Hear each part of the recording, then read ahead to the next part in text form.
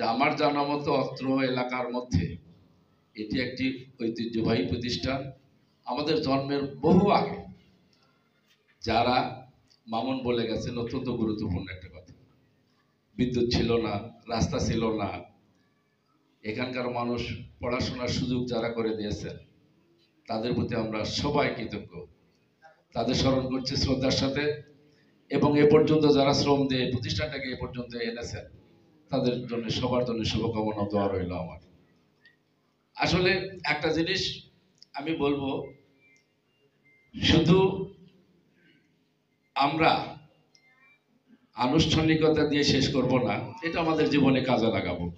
সেটা হচ্ছে যে আমরা ইদানিং, আমি ব্যাপারটা লক্ষ্য করছি, সমাজটা দুই ভাগে ভাগ হয়েছে। একটি পক্ষ যারা শিক্ষা অনুরাগী, শিক্ষার দিকে ধাবিত হয়েছে, যে এলাকা শিক্ষার দিকে গেছে সেই এলাকার মানুষ গোটা দেশ, জাতি এবং পৃথিবীর বিভিন্ন রাষ্ট্রে প্রতিষ্ঠিত হয়েছে। আর এক ধরনের মানুষ আমরা যারা আছি তাদের বলবো আমরা পিছিয়ে পড়ে আছি। কিছু মানুষ আছি যারা আমাদের সন্তানদের খবর নেই না, খবর রাখি না, পড়াশোনার খোঁজ নেই না। এখান থেকে গ্রাম থেকে দুই একজন আল্লাহ প্রদত্ত মেধা নিয়ে নামজারও বহু সন্তান বহু ভালো ভালো জায়গায় আছে। আমাদের এই স্কুলের ছাত্ররা ডক্টরেট আছে, বিশ্ববিদ্যালয়ের শিক্ষক আছেন, বিজ্ঞানী আছেন, সচিবালয়ে চাকরি করেন, বিভিন্ন। তাদের বলবো তারা পরিবার থেকে যেরকম সাপোর্ট পেয়েছে, সমাজ থেকে সাপোর্ট পেয়েছে, তাদের নিজের মেধা দিয়ে তারা ওখানে গেছে। আমরা এটার গড় বৃদ্ধি আরো করতে পারি, আরো করতে পারি।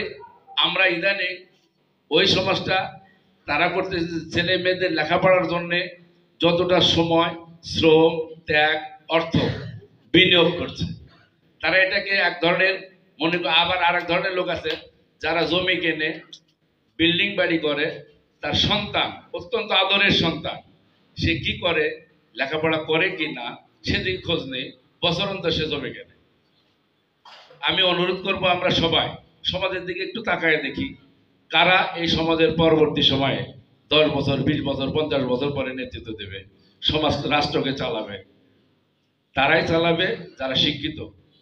তা আমি এই শিক্ষার পরিবেশ সৃষ্টির জন্য সকল শিক্ষকগণের অনুরোধ করব, পাশাপাশি অভিভাবকদের ভালো একটা ভূমিকা আহ্বান করব। তারা যেন ছেলে মেয়েদের খোঁজ নেয়, ছেলে মেয়েদের শাসন করে, ছেলেদের পড়াশোনার ব্যাপারে উদ্বুদ্ধ করে এবং কৃপণতা না করে সময়টা ব্যবসার পিছনে যতটা সময় ব্যয় করে তার চেয়ে বেশি সময় আমি মনে করি সন্তানদের জন্য ব্যয় করা উচিত।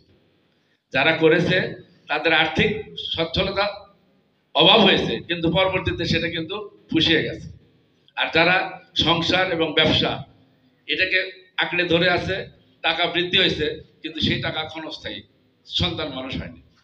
আমরা কোনটা করব এটা বিবেচনা করে দেখব। আমরা অভিভাবকদের প্রতি দায়িত্ব, আমি অনুরোধ করব যে প্রত্যেকেই যেন আমরা শিক্ষার দিকে এগিয়ে আসি।